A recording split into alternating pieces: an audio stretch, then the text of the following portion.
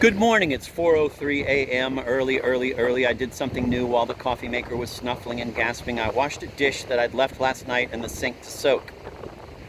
Claire made a path-breaking noodle casserole, which we ate 3/4 of.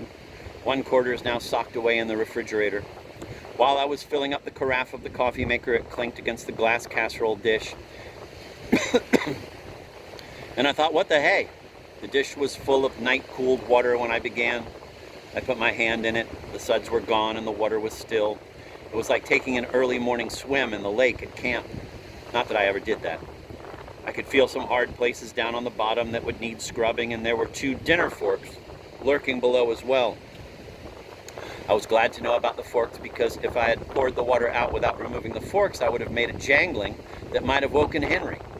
I got the water from the tap to a hot but not unbearable temperature, and having successfully felt for the rough-sided scrubber sponge in the container of dishwashing liquid, I squirted a big blind C over the bottom where the baked-on cheese was. It was a silent C. As one gets better at squirting out dishwashing liquid, one learns how to ease off at the end of a squirt so that one doesn't make an unpleasant floozling sound. And then I began to scrub, scooting over the smooth places and then ramming into the islands of resistance. Soon the baked-on atolls, softened overnight, began to give way. I pestered at the last one from the side for a while, smiling with the clenched teeth smile of the joyful scrubber, and it was gone. No, there was still a tiny rough patch left behind to be dealt with, and then, oh sweet life, I could circle my sponge over the entire surface of the dish at the speed of the swirling water, frictionlessly, like a velodrome racer on a victory lap.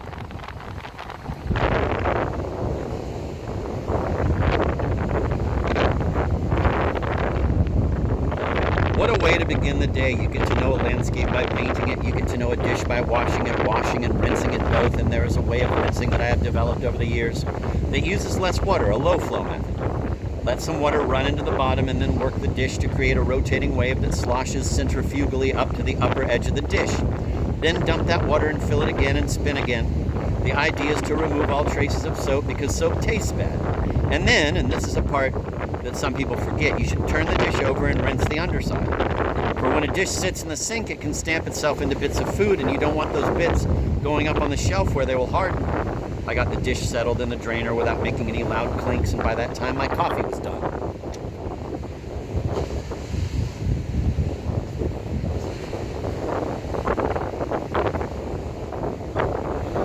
What you do first thing can influence your whole day. If the first thing you do is stomp to the computer in your pajamas to check your email, blinking and plucking your proverbs, you're going to be in a hungry electronic funk all morning, so don't do it. If you read the paper first thing, you're going to be full of puns and grievances. Put that off. For a while, I thought that the key to life was to read something from a book first thing. The idea was to reach down even before I'd fully awaken to the pile of books by the bed and haul one up and open it. This only works during the months of the year when you wake up in a world that is light enough to make out lines of print. But sometimes, even when you open the book and can't quite read it in the grayness or grayness, when you see the word that you know is a word hovering there in a granular dance of eye particles, and then you find that if you really stare at it, you can read it, and the word is almost. The reading of that single word can be as good as reading a whole chapter under normal lighting conditions. Your fingertips are still puffy from sleep, and the corner of the book is the first sharp thing you feel, and you lift it open at random, not knowing what book your hands found, and there's that almost slowly coming into semi-focus and the gnat swarms of dawn light. It changes your whole day.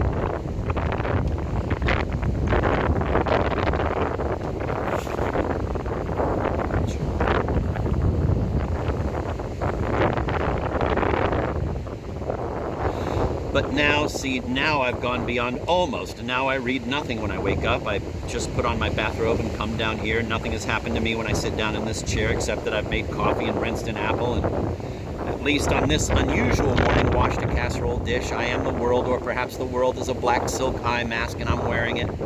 This whole room warms up from the fire I've made, all the surfaces in the room, the picture frames, the Chinese teapot in the shape of a cauliflower, the glass coasters with Claire's grandmother's initials on them, the small wicker rocking chair that my father gave to Phoebe when she was 4 years old.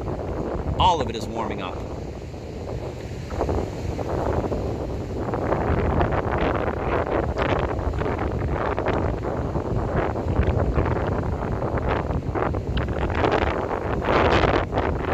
occurs to me that I haven't described the fireplace. It isn't a Rumford fireplace. Rumford was a clever count who figured out 200 years ago how to build fireplaces shallower so that they would throw more heat into the room.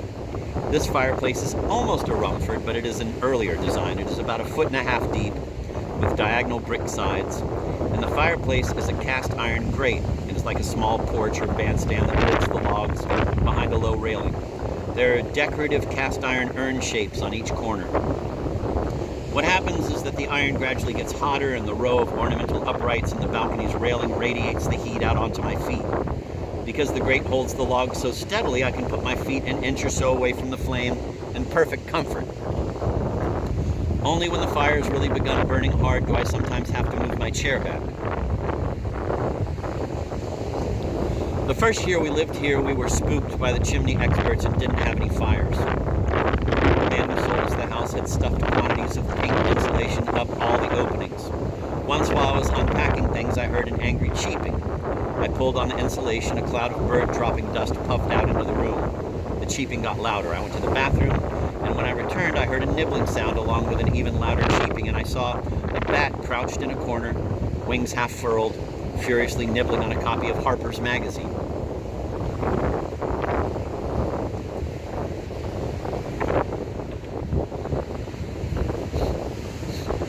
The bat was angry, baring its teeth like a dog, and the teeth were surprisingly fangy.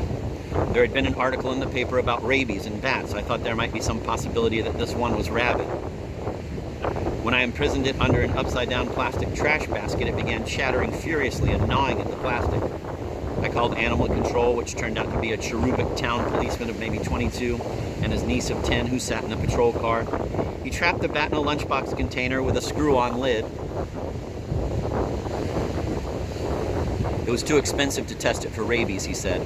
He took a shovel out of his trunk and went off to a far corner of our yard, killed the bat and buried it there. We thanked him, and he and his niece drove off. I felt that we'd done wrong. I certainly wouldn't have wanted to have been bitten by the bat, but now I think it probably wasn't rabid, just exhausted and mad after its tangle with the pink insulation.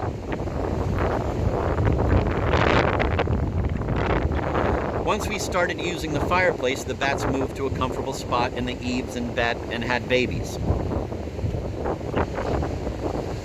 Claire was looking out at the dusky sky one summer night from an upstairs window and saw many young ones, she said, black liquid drops, one after another emerging from a shadowy hole.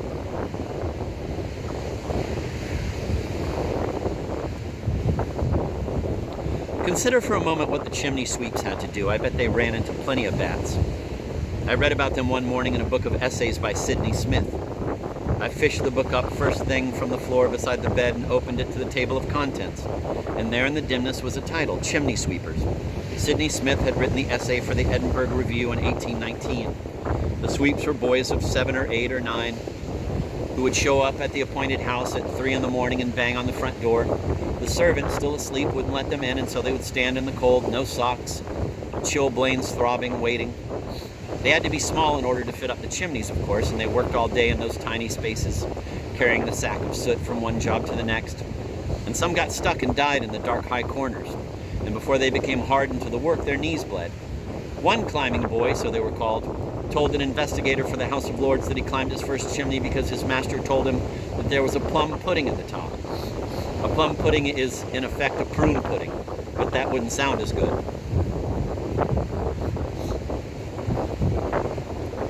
Now we think of Dick Van Dyke dancing his pipe-stemmed, long-legged dance. Real chimney sweeps today are chatty men of 35 whose trucks are expensively painted with Victorian lettering. They're the sort of men who also like to dress up as clowns or magicians for children's birthdays. But back in 1819, it wasn't a good life, and I found, when I read about the climbing boys, that I wanted to right the wrong immediately. I wanted to mail letters urging legislative reform, as if the long-ago suffering could be fixed retroactively and all those lost lives redirected.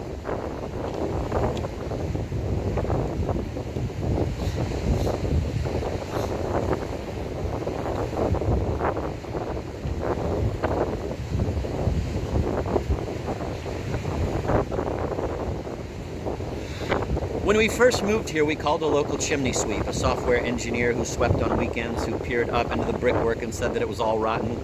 No way could he sweep it until the chimney was rebuilt. A mason we talked to said the same thing, no fires until you do something radical. So we gave up on fires, and our first winter was very cold. Then we invited Lucy, our neighbor, over for dinner. She scoffed at the mason and the chimney sweep. She said she used her chimneys every winter, even though they told her she mustn't. Our house had been here, she pointed out, for more than 200 years, without once having burned, and the fireplaces had all been in use until very recently. And the two brothers who had owned the place hadn't installed wood stoves which deposit creosote. It was unlikely that our chimneys would suddenly become terrible fire hazards, more likely that the experts were judging the old brick too harshly. Light a little fire and see if it draws, she said. Keep a blanket nearby. If you have a chimney fire, which probably won't happen, stuff the blanket up the chimney and it will cut off the air supply to the fire and put it out.